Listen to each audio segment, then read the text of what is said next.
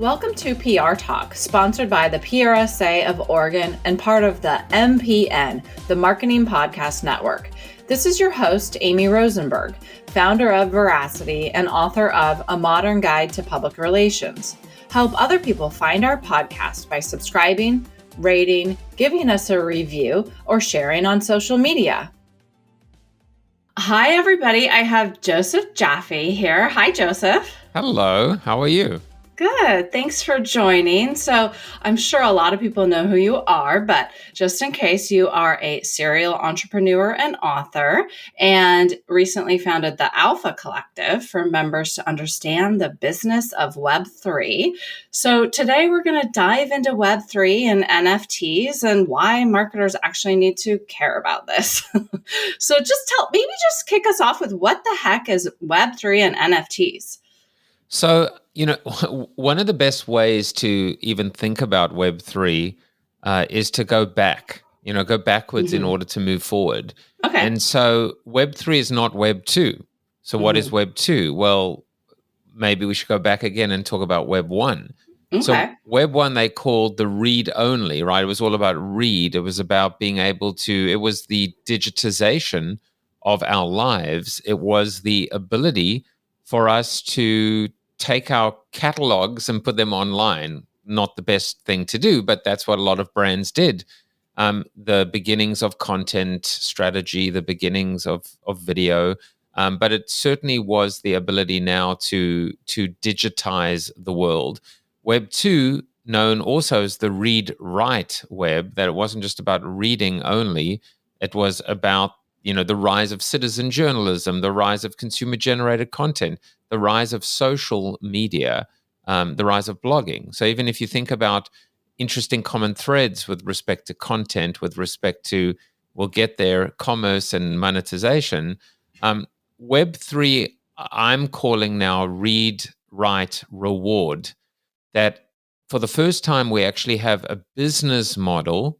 We actually have the ability to monetize creators, content creators, and one of the key elements of this Web3 environment is this idea of shared ownership and therefore shared reward. And another way, and of course within Web3, there's like creator economy and creator coins and NFTs and blockchain and cryptocurrency and the metaverse. So all of that kind of folds under Web3. There's one other very interesting that I'm trying to do lots of these continuums, right? Like Web 1 was about celebrities, Web 2 influencers, Web 3 about builders. That's another framework that I've been working on as well. But I think one of the most interesting ones to think about as well, and this we won't even talk about Web 1, Web 2 as much. But if you think about even if you think about PR, right? If you think about communications in general, we went from one to many, which is spray and pray, the shotgun approach, command and control. I mean, mainstream, mass marketing, mass media, if you will, to 1-to-1, which is the dawn of CRM and relationship marketing, to 1-from-1, which is search, which I still think was maybe the most revolutionary, probably the most revolutionary introduction and disruption to marketing in our lifetimes until now. So that was 1-from-1, pull versus push, the fact that consumers were actually part of the equation, to then what I called the many-to-many model. This was about, I wrote this when I wrote Join the Conversation, the many-to-many, where the brand is not in the middle, nor is the consumer. The brand is not initiating. The brand is not alpha. The brand is not omega. The brand is just in the conversation, as are all of us. But now what I'm starting to talk about is what I'm calling the sum to sum model. Not many to many, but sum to sum. Because when you go into a Discord, when you go into or become part of an NFT collection or part of a DAO, it's not for everyone. So, I mean, I think that's a very interesting concept, which is I believe in some respects Web 2 is the enemy. Or at least pushing off against Web 2. Because in Web 2, it was like, hey, everything's free. Everyone can do this, but nobody gets paid. Everyone can be a blogger. Everyone can be a podcaster, but no one gets paid. But it's very different now in Web 3. So when you put all of that together strategically, you see something really interesting happening within Web3. And I always say to marketers, everything begins and ends with strategy. Number one. Number two, don't look at the finger, look at where it's pointing. Understand what this means for business, for brands, for communication, and where it's all heading. Mm-hmm. And I'll stop there, but I think that kind of puts a good framing into this conversation. Thank you. Definitely. Yeah. And I love what you were saying that I'll probably get this wrong, but Web3 is for builders. And in a way, you could think of content creators as builders. And so possibly, and I don't know what I'm talking about, but possibly, like you were saying, Web2, we put our stuff out there as bloggers or whatever, and it's just free and it just lives there. But now, what's the difference with Web3 for people who are actually creating content? And by the way, when we look at Web3 right now, we hear about it in terms of like sports people or authors, or not authors, I'm sorry, artists, like visual artists, not necessarily content like us. Now it's confusing because everybody's a content creator. What is content? Content is like visual art as well as what we do as marketers, which is, boring content, possibly. Ideally not, but Well, so what's the difference there and the ownership piece of that? I mean, it's a fantastic question, and the thing is, are we all content creators or are we all creators? And what or who is a creator? One of the things that a lot of people are struggling with is, but I'm not an artist, I'm not a singer, I'm not a painter, I'm not a sculptor, therefore I'm not a creator. Well, I'm a showrunner and executive producer of a talk show called Joseph Jaffe is Not Famous. I most definitely am a creator. The question is, if someone's, you, for example, are you a creator? I would say 1000% you are, because you are creating original content. And I almost think the word content is redundant now. You're a creator. You're not a content creator. You're a creator. So there's that aspect. One of the things that makes this so interesting now is when you look at the NFT. The Mm-hmm. thing about the NFT is, and of course it's this smart contract that powers the JPEG or the GIF or the piece of video. And what you realize is that's nothing more than just a storefront. It's just a superficial layer, but it is the smart contract. And connected to the smart contract is the secondary market. And connected to the secondary market is the royalty. And that is what's really powering this new economy. It's the Mm-hmm. fact that, if you want to take struggling out of the term struggling artist, what's happening now is, for the first time, every single time that piece of art is sold and resold and resold, the originator is getting a commission, is getting some kind of royalty or residual. And it's all, locked into and coded into the blockchain. And that's what makes this unbelievable, that you don't need policing and you don't need you don't need to be, there's no self-service or regulation or self-regulation. It's just baked into the model. And so, like, one of the things I know we'll talk about it with the Alpha Collective is I don't need to tell people that they can have a money back guarantee, even though I'm that confident about it, because there's a secondary market that actually says, They can sell their yeah, if you membership. don't like it, sell it. But then there's another part of it as well that says, oh, you can actually make money on this. So Mm-hmm. forget about the utility. Forget about the fact that you're actually going to be getting access to myself and the other founders and 52 Alpha Talk speakers and networking and IRL events and yada yada yada. But the fact is, and obviously it's always a calculated move in this crazy volatile world of crypto. But when the price of ETH rises, so does the value of your membership pass. When the floor rises, so does the value of your membership pass. Of course, the exact opposite is true as well. It could decrease and decline. However, if the value, it doesn't matter even if ETH goes to zero and even if the floor goes to zero, if the value that you're getting from this community and the utility is worth the price and then some. So I think that's what excites me about this, is that you actually have this business model baked in that actually says you don't even need to worry about the titles and semantics. I mean, Joe Polizzi calls the word calls the he doesn't like the creator economy. He calls this content entrepreneurship. So we're Okay. content entrepreneurs. So that's an interesting thing, way to think about it. The thing we do, that you do, that I do, that it can actually be monetized and scaled in a very much an entrepreneurial way using crypto.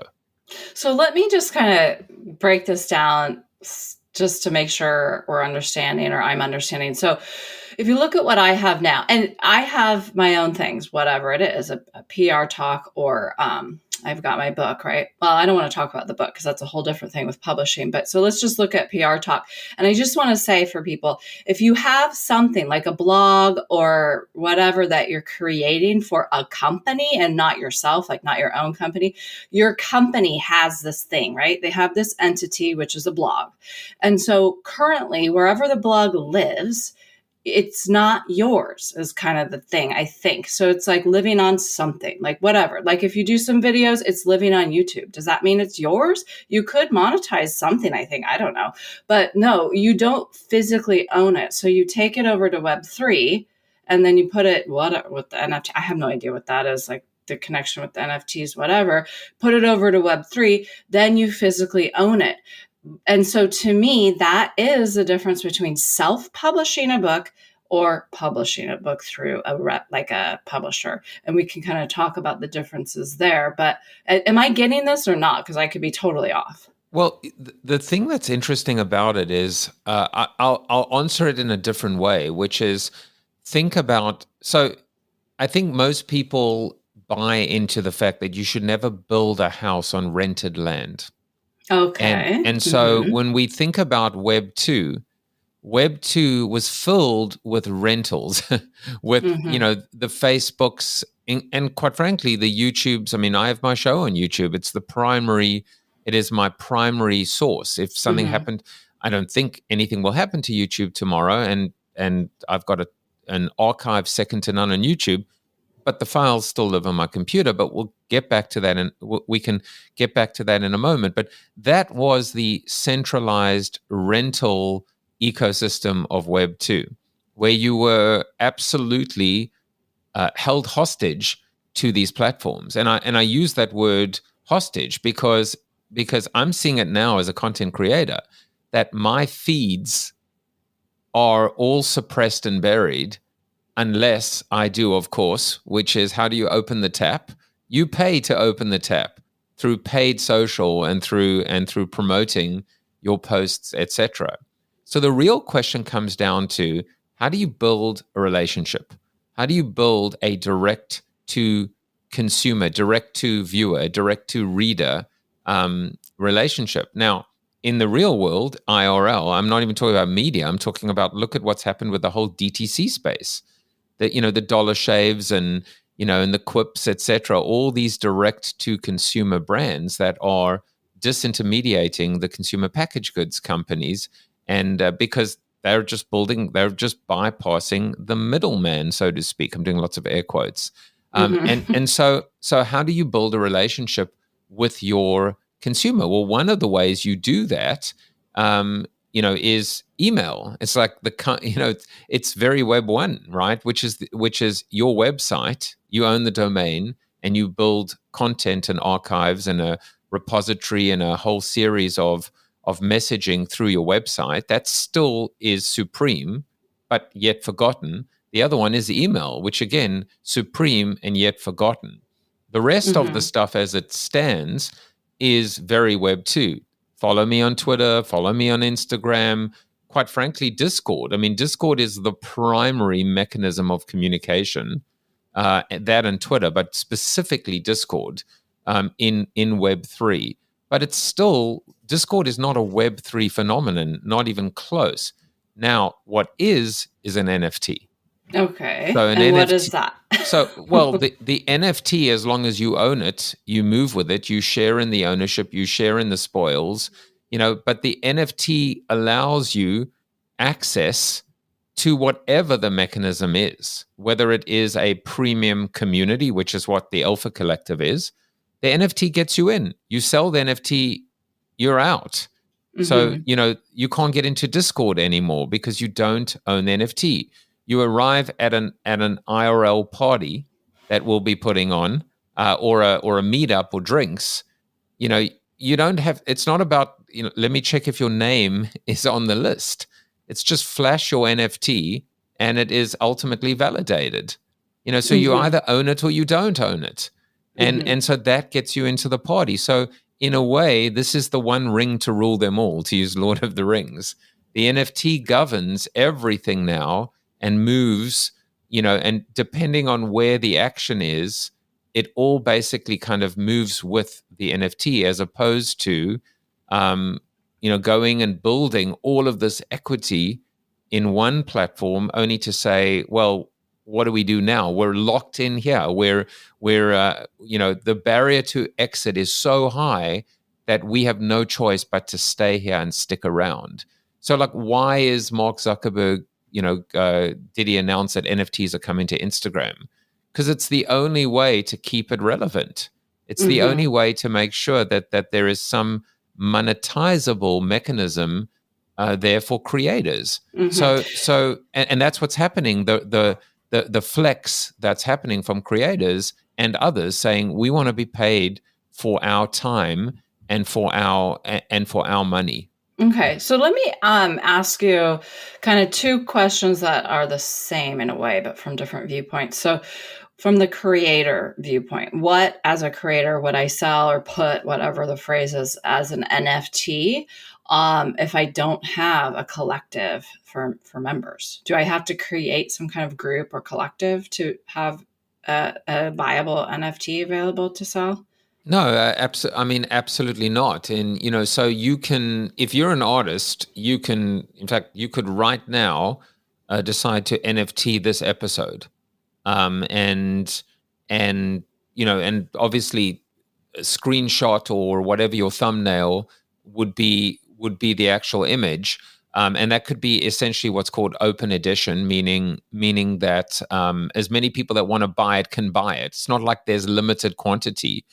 And maybe the rights and the utility from holding that is that they own the content, that they can use, reuse. I'm just like literally thinking out loud here. The content, they can remix it if they wanted to, because now they have ownership of that content. This is just audio, but it could be video as well. But you don't need anything else. The question is, again, think of PR, right? Think of external comms or even internal comms. How do you get the word out? How do you get the word out? Whether it's primary or proprietary, or whether it's secondary, or whether it's shared, or whether it's the earned and the owned components. How do you let people know that you even exist? If you're an artist right now, you can put your art on OpenSea. You can create an NFT. It's all built into the system as well. The thing that we haven't discussed up until now, which is the magic word, is community. And going before we get to that, I just have to say, if I were to sell, as a daughter of a lawyer, I'll just say, if I was to sell this episode right now, if somebody could remix it, would I need to get you to sign off on that before I did that? Yeah, absolutely. That's still permission. Permissions are still important. That's the whole point. The whole point here is that we are actually democratizing control and democratizing the content.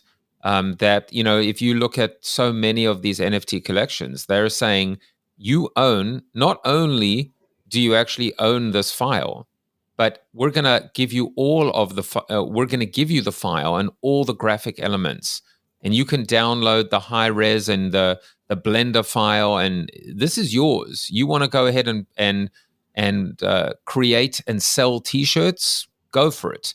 You want to create 3D models and sell them? Go for it. You own it. Your character is, obviously, if you determine that all the rights are theirs, your character wants to be featured in a movie. Fine. And not only does that permission sit with you, but you can actually make money from it. It depends on what level of ownership the originators of the project determined to give. And that also can impact the value as well. But yeah, I mean, basic permissions as well. If I say, sure, go for it. Yeah. Okay. Yeah, I mean, Yeah. I it's just want to yours. clarify. And then for a company, so if I'm looking at it with a company mindset, like I have a company and I might be not, I mean, not like we have a PR firm or something like that. I'm saying like for in-house people who let's say they work at a corporation, what could they help their corporations do on Web3 or in the NFT sphere? There's obviously there's so much that can be done. So I'll take you back to 2010 when I wrote Flip the Funnel. I actually predicted then, and I came up with a whole concept that I called universal currency. And my prediction was that every brand would have universal its own branded currency, and with currency you can buy it, sell it, uh, trade it, gift it, hold it, exchange it, redeem it. And for the most part, this currency would be used to fuel loyalty. And so, like, I gave examples like I gave the example of Nike would have a swoosh, that would be their currency, and Coca-Cola would have a ribbon.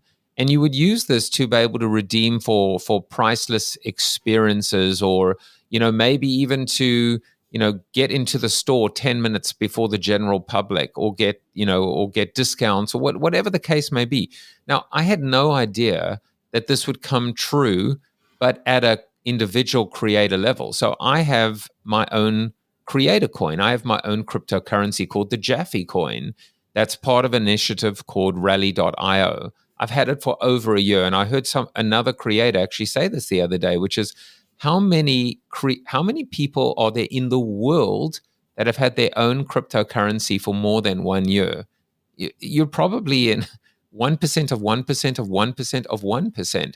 But I've had my own currency. I can use this currency right now to trade, to build an ecosystem, to reward.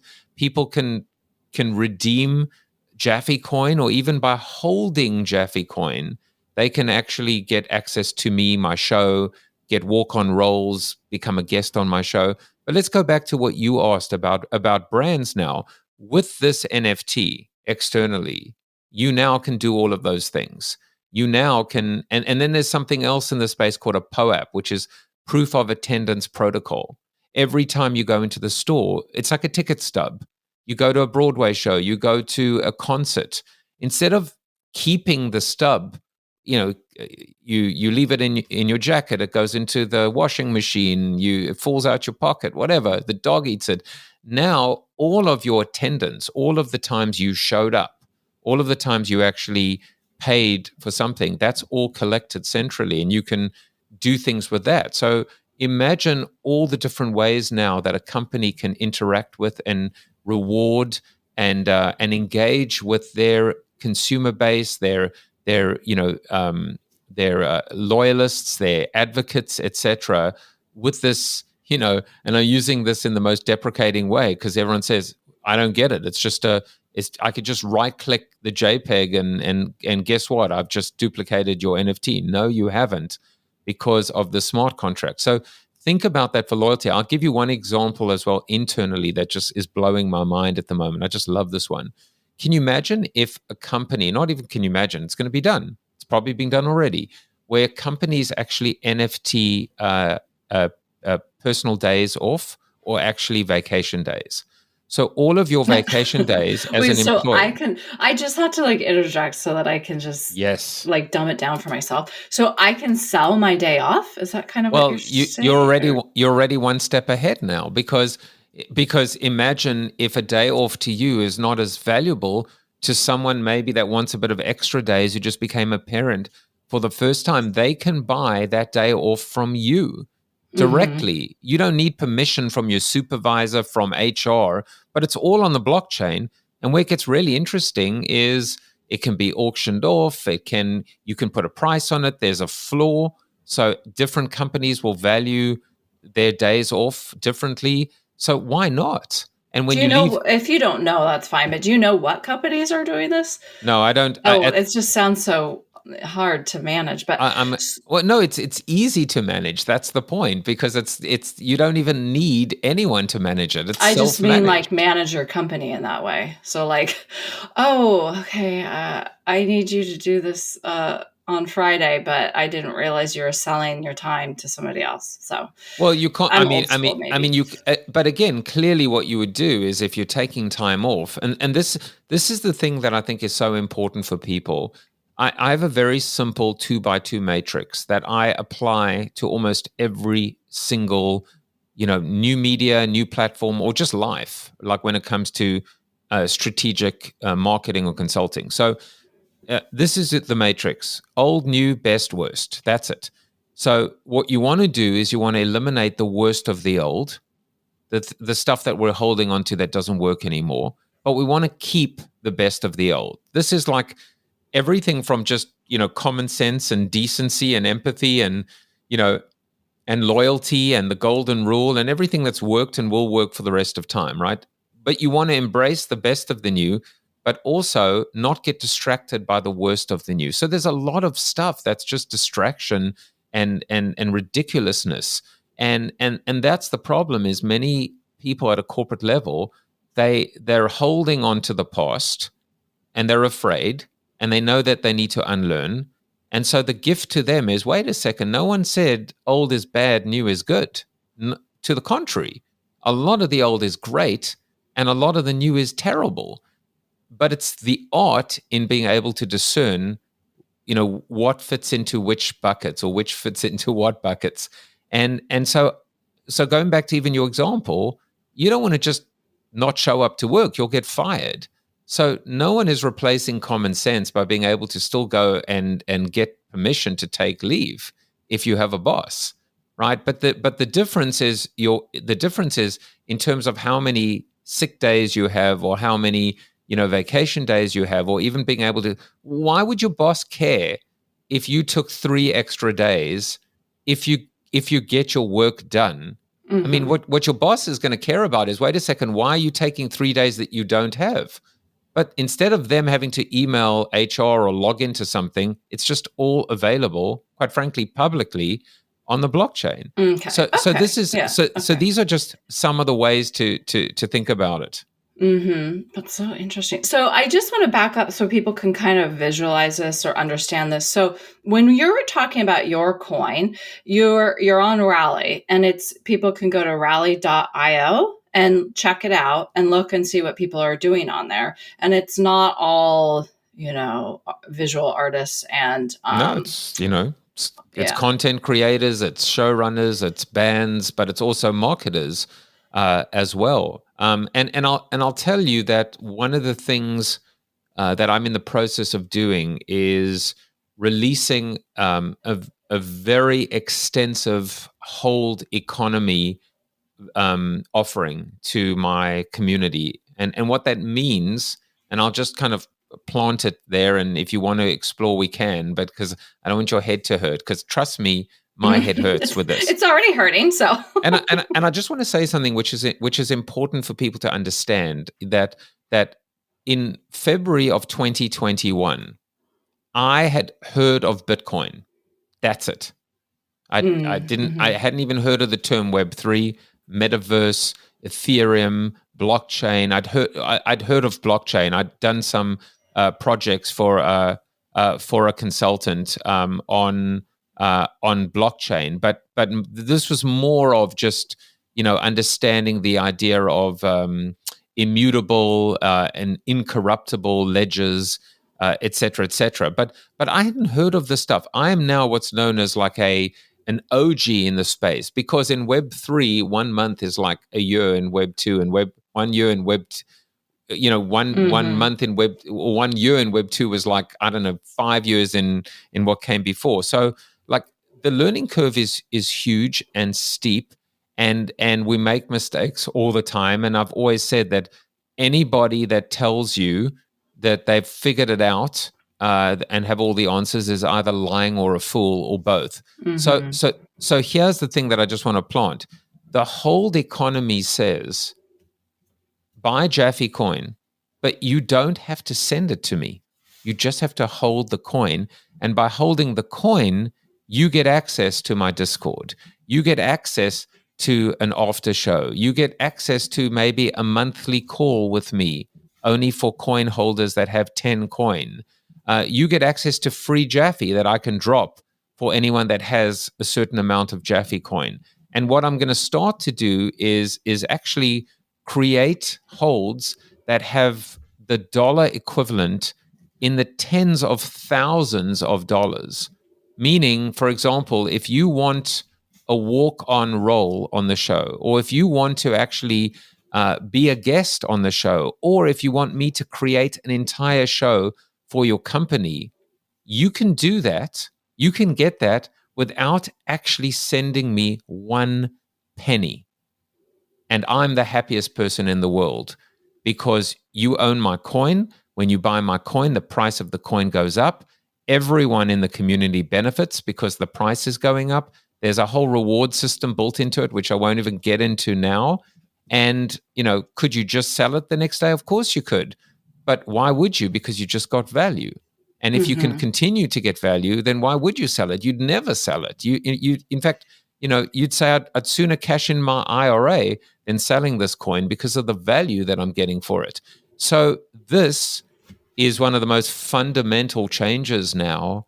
And trust me, if companies were struggling with all of this, they're going to really battle with that idea that says, wait a second, but they have to pay me, customers, they have to actually pay us money.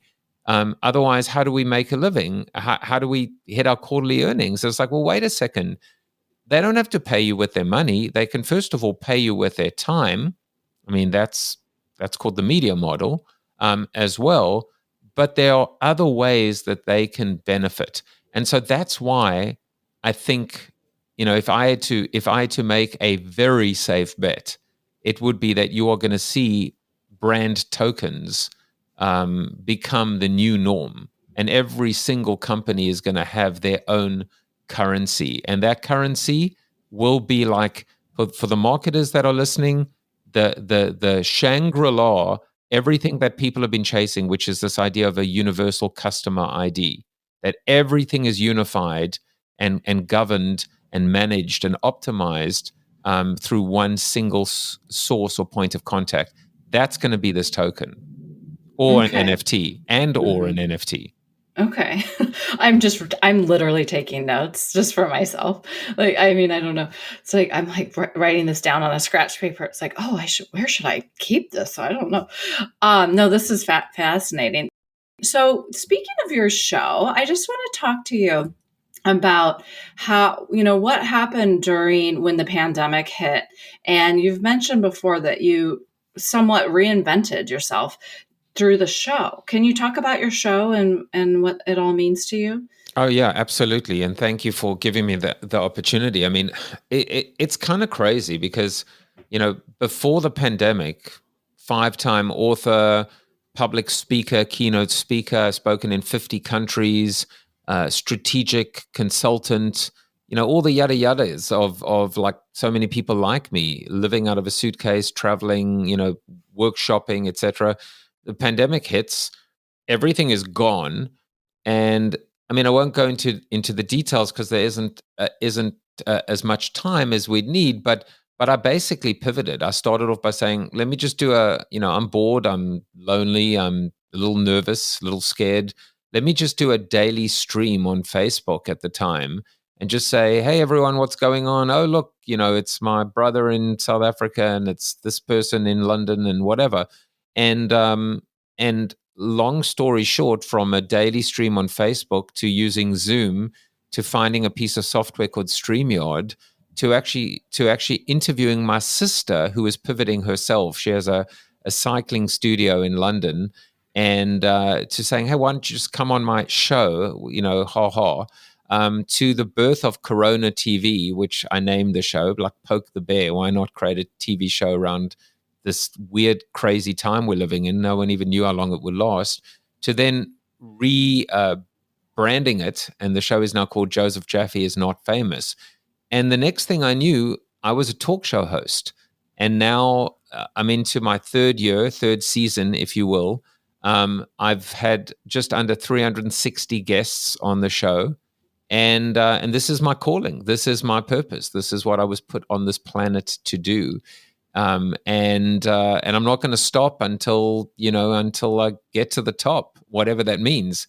Which doesn't mean CNN or CNN Plus or CNBC or Cheddar or Apple TV Plus.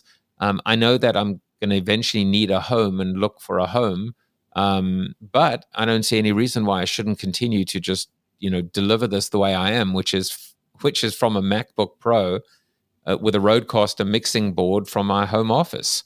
It's a better way to live. I think I'm done speaking. At least not, if I do it, it's going to be few and far between. I don't like the flying anymore, and I don't like being stranded on a tarmac, and I don't like living out of a suitcase or hanging out in a hotel and making conversation with people in the bar downstairs, which I actually never do anyway. But I don't like that lifestyle anymore. And I think I'm done consulting too. So the show has been a reinvention, and I've got Baratunde Thurston on my show today. It's just been a joy. Now I have NFT Fridays. I have NFT founders talking about their collections and their vision on the show once a week. And I just continue to experiment and test and learn and take risks and be creative. I sing on the show. I'll do karaoke. I'm up for any challenge. And it's and now just thinking about how the show will build and integrate into everything I do, including the Alpha Collective. So becoming a talk show host for me was finding my purpose, what I was meant to do. The irony, of course, and it's not even an irony, is sometimes we need adversity. We need to be pushed. We need, we need something to shock the system, or force us out of our comfort zone in order to be fully present, and realize that we can actually love what we do and make money from it. By the way, haven't really made money from it yet, but I know that it's not an if, it's a when. One thing I'll say to people as well that are thinking about this is there are 2 points. One is it is just not true that you can only do one thing anymore. When we look now at even at multi-hyphenate people, when we look at the concept of the side hustle, if a company wants to hold on to its employees, it's going to have to not only tolerate but even embrace them having their own NFT collection, having their own life outside of the company, but that they still do during company hours. So think about that. It's like, it's not just I have a life outside the company. It's the fact that, if we've learned anything from this space, it's that we are going to continue to operate virtually and hybrid and remotely. And if you expect me to do my work or your work on my hours, then I'm going to do my love and passion and side hustle on your hours. And instead of being so arbitrary and contrived about 9 to 5, Monday through Friday, home versus work, we're going to have to be a lot more dynamic and a lot more progressive. And so that's a fun time. It's a fun thing to think about. Oh, yeah. We take our yoga breaks at Veracity when we want, because some of those virtual classes are at 9 a.m., but we've worked a couple hours before and work a little later. I mean, and it all doesn't have to be even 40 hours a week, I'll just say. So think about for a second how crazy this is. My book was published 2019. I was on the whole, how many books am I going to publish in my life? So 2019... 2020 arrives and COVID. I end up starting a show called Corona TV. And then in 2021, my life changes again twice. One is I find out when I go for my physical that I need open heart surgery, which I had. Ended up getting a secondary infection, another surgery, ended up back in the hospital another 2 times.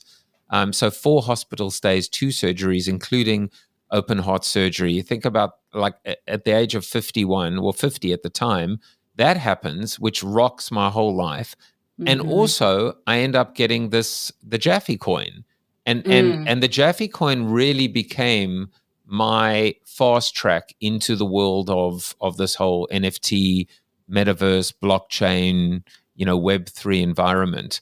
So, like, I mean, it's like most human beings don't go through this kind of trauma in their entire lives. I went through three kinds of, I don't want to call it trauma, but first of all, we all went through COVID, which is a shared trauma, for sure. But then, the medical and health related issue, and this, like somehow finding, waking up and finding this gift, that I could unwrap called the Jaffe coin, which has changed my life. And so, like, I think people just like these opportunities are all around us. I mean, as I often say, like, but are we actually paying attention? Are we actually like, can we see things for not only what they are, but what they can become? Yeah, and you talk about all of this on your show, which before we end, I want everybody to check that, like know how to check where to go to check that out. But I was digging because I was trying to figure out like how it all started during Corona, and I listened to your show 2 years ago that kicked off Passover season, and you did something with Passover. I mean, you called it a sermon. I don't know if I want to call it that, but you did a talk on Passover 2 years ago. So I'm wondering if you're going to do that again, because Passover starts, well, when I'm recording it, it starts in a couple days. So hopefully we'll get to air this before Passover so people can know to check that out. And you do relate Passover to non Jews as well. So Yeah, well, I'll tell you what I no, I'm not going to do a special show on it. But the one thing that I am going to talk about around the Passover table, which actually came from Friday's show with Owen Valencia, who started an NFT collection called the Gratitude Gang, is that he said, first of all, he's the founder, he's getting a PhD in gratitude. There really is a thing. And he was talking about positive psychology, and he said gratitude is the only state or slash emotion, the only one that has no negative polarity. It is all positive. And he said that the only thing that comes close is mindfulness in its fullest and complete state, which most people can never get to or realize or or achieve. So that's the message that I'm going to share. Gratitude, right? When we talk about again, you want a non-Jewish perspective, sure. Thanksgiving, being grateful. When we are thankful and when we are grateful and when we express gratitude for even the bad things that happen to us, they said, is it happening to you or happening for you, or is it happening through you? Are you a vessel that actually can deliver, or a container that can deliver this? That's the message. So if you're talking about in a Passover sense, the exodus and reliving and saying, hey, we're grateful, we're not kept in captivity or anymore. Well, gratitude, I mean, are you just telling the story, or are you actually grateful for that? And what does that mean? Like, and really what we're talking about is being, living in the United States and not in Ukraine and Russia at the moment. I mean, I think we can be certainly grateful for our freedom that we take for granted. So, this came from a conversation on my talk show with an NFT founder. So isn't that interesting? Yeah, I mean, you can take it to squiggly everything. line. Yeah, no, you can take it to everything. And I love that you actually talk about things around the Passover table instead of just kind of rotely go through the prayers. So we will maybe do that. So anyway, so how can people find your show and everything else that you're up to? Well, the show, I mean, I'll give three key links. The show you can find at youtube.com/Joseph Jaffe is not famous. And there is also a link which is bit.ly, bit.ly/subscribe to the show. And that will just take you straight away to YouTube, and you can subscribe. And I would be very, very appreciative for people that would do that. The Jaffe coin you can actually find at rally.io/creator. rally.io/Jaffe, or you could just search for Jaffe on rally.io. And I will say that I actually give away Jaffe coin every single day on my show. I use a QR code. And what's interesting about the drop, the two things that are interesting about the drop. One is that it's only live while the show is live. So I really am rewarding live tune in, which I think is kind of an awesome thing to do. It's like a fun thing to do, is to actually say, everyone says, oh, it's on demand and it's, time shifting, and that's fine. But I want to reward people that are actually spending time with me while I'm doing it. And then the other thing is I gate them. So you have to own 10 coin to be able to get back like $1 every show, 0.1. And so in a way, I am recognizing and rewarding people that have already bought into this ecosystem. So that's the second one. And then we didn't talk too much about it, but amidst everything, putting principles into practice, I got together with a few partners in crime, and we formed the Alpha Collective, which is a premium community that helps its members really unlock the value and opportunities of the business of Web3. So we're very clear to say the business of Web3. So we're bringing together executives and entrepreneurs, so both founders of NFT collections, degens, crypto enthusiasts, and the corporate world. And there are only 1,000 memberships available, and they will go on sale within the. In other words, we will start minting within the next 1 to 2 weeks from now. So by the time people are listening to this, whether it's the day of or a week or 2 weeks, I'm sure there'll be some available. There may not be, but there may be. And you can actually go to alphacollective.xyz. That's the website, alphacollective.xyz. And if you put in your email address, we're actually going to be giving away a pass, one pass every week as we start minting out. And we're actually selling the pass at 1 ETH. This is an interesting kind of approach. 1 ETH, which at the moment is about $3,000. Or $5,000 fiat, which is credit card, basically. And so it's a little bit, you got to factor in the volatility, but we also wanted to make sure that corporate people that were like, hey, I want to be a part of this. I don't want brand FOMO. I don't want to make mistakes again. I don't want to be left behind. I want the education and the inspiration and the access, etc. But I'm not getting a wallet and getting rugged, and I'm like, there's no way my IT department is going to allow me to do all of that. Can I just give you a credit card?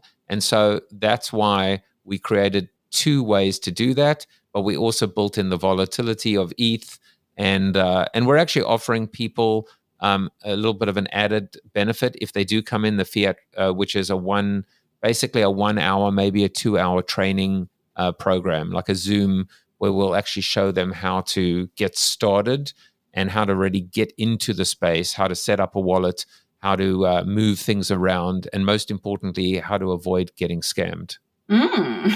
Okay. Well, that's exciting.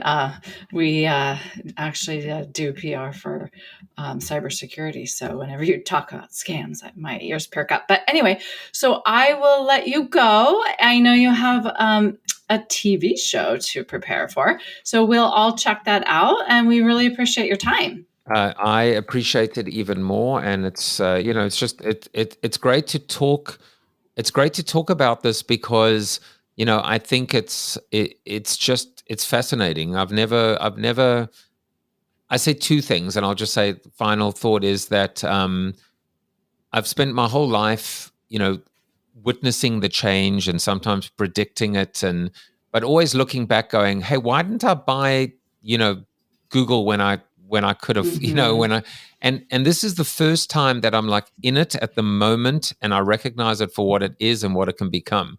Oftentimes we have no idea how big something is going to be or how transformational it's going to be. But this time I'm like awake in it, and I'm and I can experience it and feel it and take advantage of it. And the second point, and this is the most important point for people that are listening, it is not too late. It is not even close. We are literally in the first inning of a 9-inning and maybe extra inning World Series, and we're in the first inning of the first game of the World Series.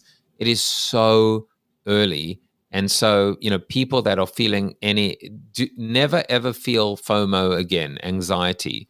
Every time that you have brand FOMO or any FOMO, it is generally a bad thing. So just calm down, slow down, take a deep breath, and know that there are tremendous resources and that time is not against you, it is on your side.